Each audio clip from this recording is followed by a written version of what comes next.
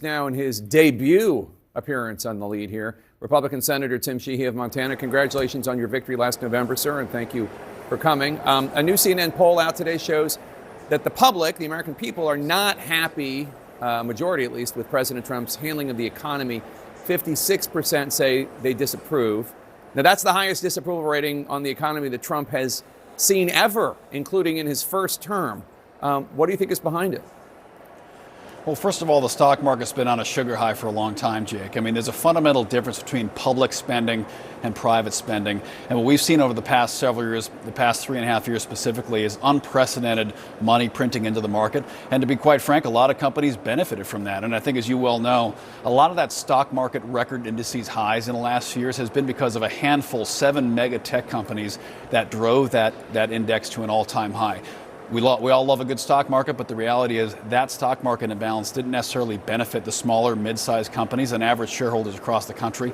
It didn't necessarily benefit Main Street that much. So I think we are going to see a correction there. But the reality is the stock market's not the economy. The economy's not the stock market. It's not uncommon for uncertainty to cause disruptions in that as they digest a new environmental, a new economic landscape that the president's creating. Okay, but you say the stock market's not the economy. On the economy, clearly, let's talk about that, because today J.P. Morgan Chase predicted a 40% chance of a recession in the economy this year due to, quote, extreme policies of the Trump administration. Their word, not mine. BlackRock CEO Larry Fink told CNN's Kayla Tausche he's still, quote, very bullish on America, but he also said this. People are pausing, they're pulling back. Talking to CEOs throughout the economy, I hear the economy is weakening as we speak. So your whole question, and I think that's a natural response because we're uncertain. We're uncertain what will the tariffs have the impact on our company. Are you sure that Trump has this all under control? Well, I think you heard the words right from Larry there, which is uncertainty. Shareholders want certainty. They want to know what the regulatory framework is going to look like.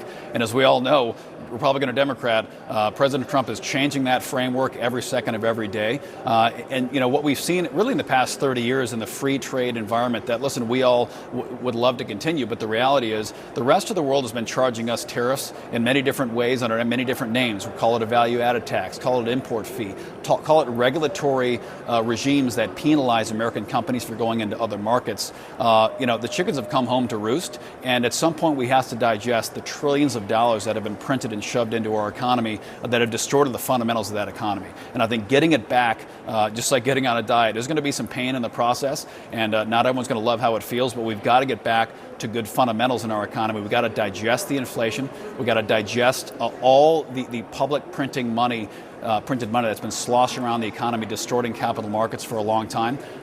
Digesting that's going to be painful, and that's what we're dealing with right now. Let's talk about the legislation you are here to discuss. In your first month as a senator, that coincided with the wildfires that ravaged Los Angeles. You have a bipartisan bill with Democratic Senator Andy Kim of New Jersey, which aims to set a 30-minute response to wildfires on federal land, setting 30 minutes as a national standard. What do you foresee is your biggest roadblock to getting this passed? I mean, it sounds great, but I imagine it's easier said than done. No, you're absolutely right, Jake. And I mean, you saw the devastation as I did in LA. And unfortunately for those of us in that world, I used to be a water bomber pilot. I used to fight fires for a living. We are just fundamentally not on a footing to protect our communities. Remember, a year and a half ago, 2 years ago, Lahaina was burned to the ground. 100 people killed, Paradise, California. Just last weekend, Long Island was burning, the Hamptons. So we owe the American people better. We owe them the ability to protect their communities from devastation. And this fire there, Jake, that you saw in LA, $250 billion with a T, $250 billion in just recovery costs that will cost the American people. That's an inflationary impact. That's a distorting impact on the housing market. And what that will do to housing insurance as that's digested in the insurance market could be catastrophic to homeowners in the western United States, and that will ripple through insurance policies for the rest of the economy. So it's about time we address this problem. We owe the American people a better solution, and this is the number 10 of 10 bills I've worked on, all bipartisan, 100% bipartisan, to try to fix this problem. We owe the American people better. Republican Senator Tim Sheehy, freshman senator from the gorgeous state of Montana, thanks for being here. Really appreciate it. Thanks, Jake. Our panel's here now.